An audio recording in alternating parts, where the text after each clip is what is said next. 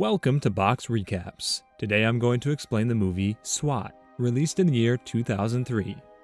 The movie starts and we're taken to Los Angeles, where the police department officers engaged in a violent shootout with 4 masked bank robbers who have held up a bank in Lincoln Heights.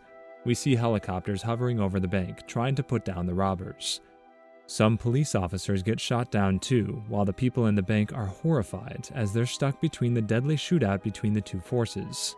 We then go on to see that 2 of the robbers are in the bank holding hostages, while the other 2 are engaging the cops with AK-47 automatic rifles and full body armors. Being only armed with pistols, the police are hopelessly outmatched. With all other weaponry failing, the officers on scene call for the Special Weapons and Tactics Unit we call SWAT. The SWAT unit arrives, some via helicopter and others on a huge SWAT truck. The other police officers are relieved to see help. From the helicopter, one of the SWAT officers named Jim Street and Brian Gamble rappel down with 2 other men onto the roof of the bank and tunnel their way down to the storeroom next to the main lobby. We then see that a couple of SWAT snipers are deployed to the roof of a building across Jim, and a third team approaches from the ground. The shootout goes on for a long time, and the people keep getting killed. While Jim and Gamble are entering the bank, one of the 2 gunmen outside tries to flee in a getaway car, but is promptly taken out by a sniper with a single round to the head. The other gunman continues to engage the police, but is taken out by the ground unit.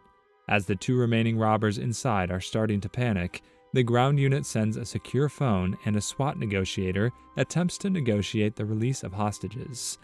As the negotiator tries to make a deal with the robbers, Lieutenant Greg Velasquez calls for his team inside the bank to hold and stay where they are. Gamble ignores the order and drops into the storeroom anyway, while Jim is forced to follow him. Gamble then sneaks into the back of the main lobby and gets in position to shoot down the robbers, all the while ignoring several calls from his lieutenant. One of the hostage takers, getting more and more nervous, calls a woman, puts a pistol to her head, and prepares to execute her. With seconds to make a decision, Gamble shoots the robber down through the woman's shoulder, wounding her in the process, but effectively killing the robber.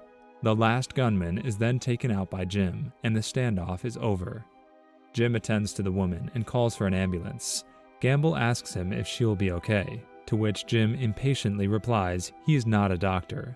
The way he talks to him, it is clear that he is mad at him. The scene changes, and we see 2 of them at the precinct. They seem tense. One of their colleagues comes to them and tells them not to worry about whatever they say in there, as they were heroes out there.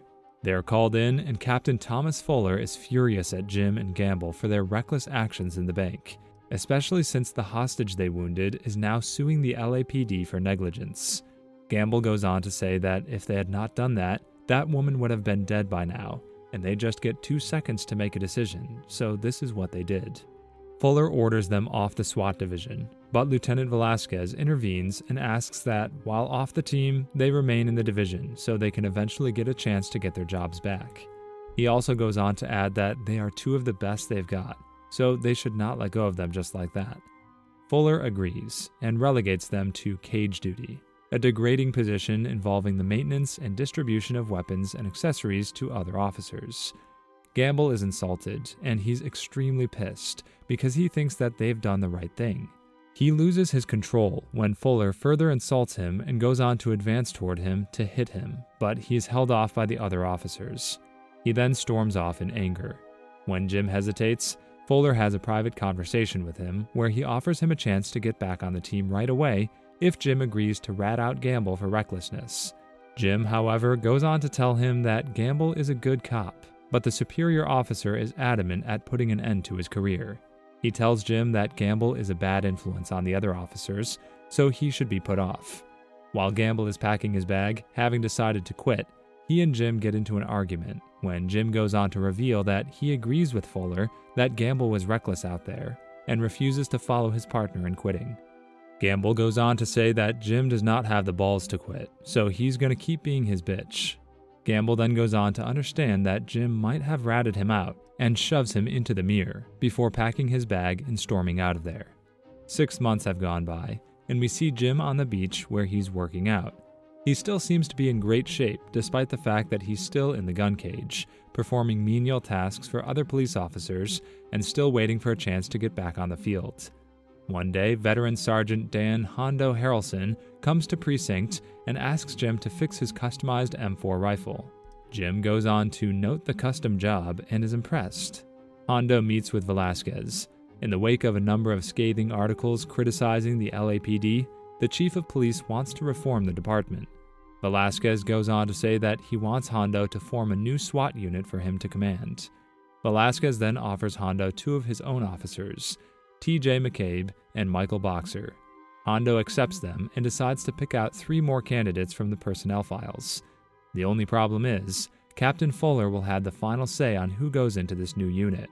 Jim then goes on to work diligently on Hondo's weapon, and that day when he goes home, he finds his girlfriend trying to move out of their apartment before he comes back. When he confronts her, she tells him that the things between them are not good anymore, and Jim hasn't been the same since he was taken off the SWAT team. Jim is heartbroken, and he is unable to find any words to express how he feels. They come close, and she tries to kiss him one last time. He, however, stops her, and she then goes on to thank him for everything before leaving. During his time in the cage, we see that Jim has invented a new piece of equipment that he plans to patent to law enforcement elsewhere. It is a gigantic hook and chain designed to take down walls or barricades and end hostile standoffs, which he calls the key to the city. As he's explaining his invention to his gun cage partner, named Gus, Hondo shows up.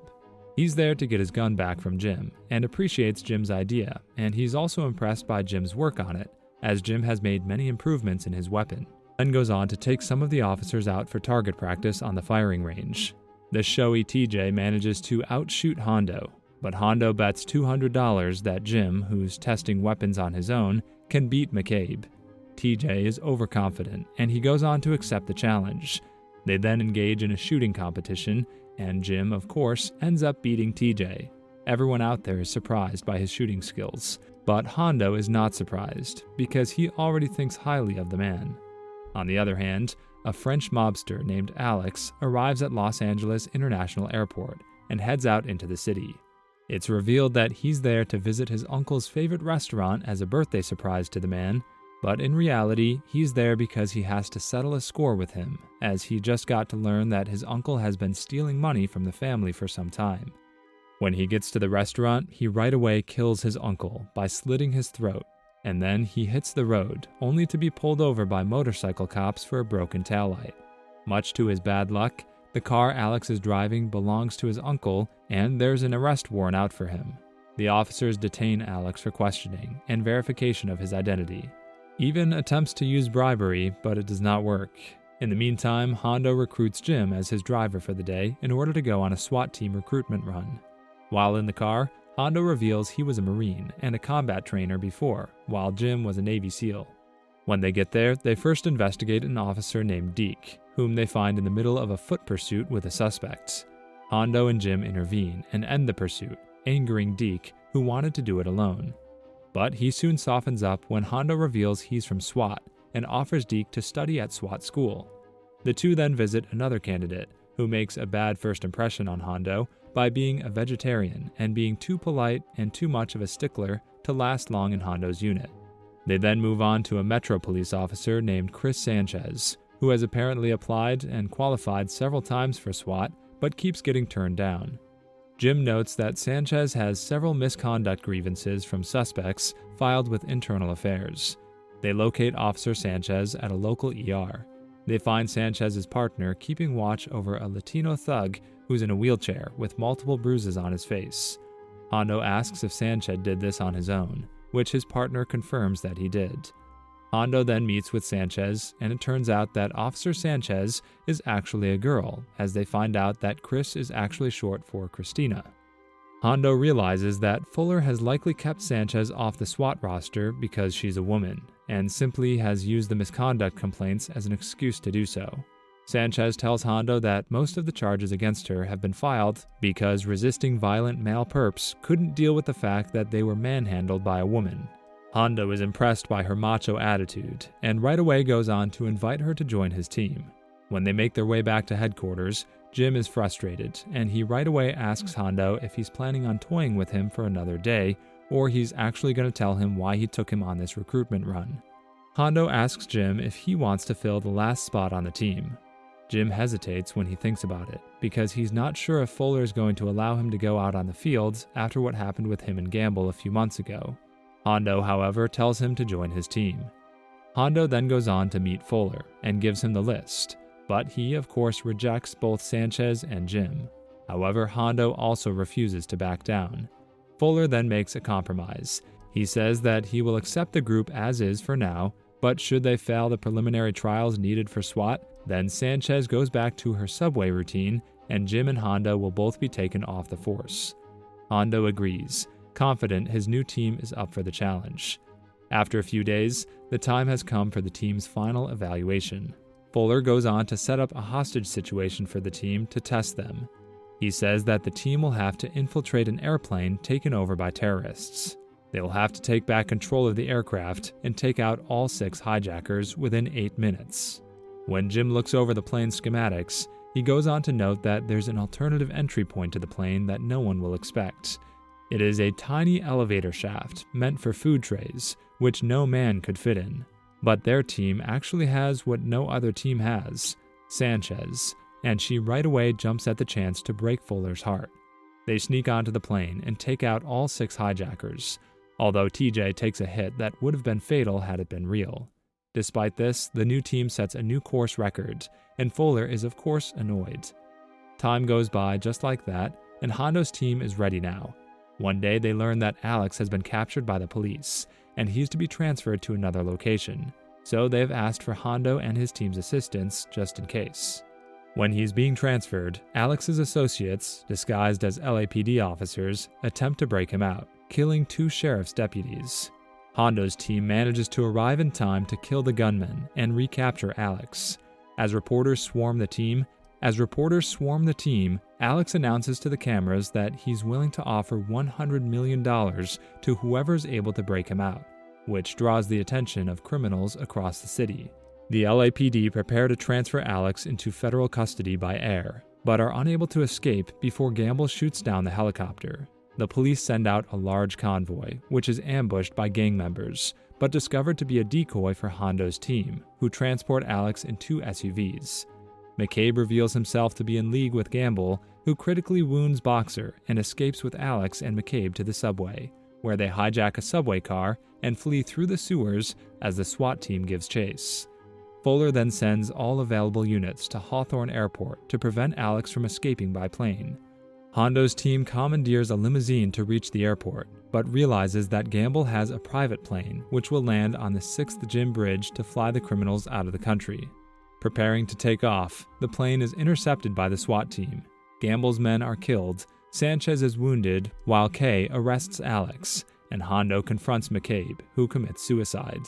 Jim pursues Gamble to the rail yard under the bridge, where they fight hand-to-hand until Gamble is knocked under a passing train and killed. Fuller and the rest of the LAPD arrive, and Hondo's team delivers Alex to federal prison. As the team drives back to Los Angeles, they receive a report of an armed robbery in progress, to which Hondo readies his team, and with that, the movie comes to an end. Subscribe for more videos like this, turn on the notification, and leave a like to help the channel out. Thank you for watching.